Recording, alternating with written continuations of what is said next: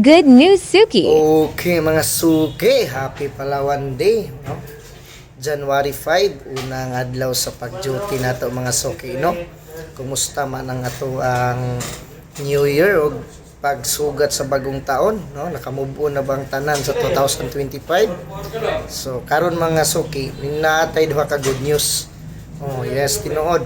Una natong good news mga suki, naa gihapon ang ato ang 19% discount sa atong mga rematado items mga suki ha. 19% gihapon ato ang discount basta naatay suki card. Ikaduha natong good news mga suki, kining ato ang Palawan Pay cash in. Oh, libre gihapon ang ato ang Palawan Pay cash in mga suki ha. So kung mag-cash in ka, libre ra, why additional charge mga suki.